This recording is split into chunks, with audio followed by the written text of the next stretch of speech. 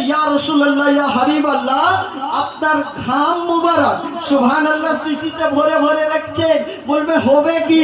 সুবহানাল্লাহ, এই ঘাম থেকে গন্ধ বার হয় না।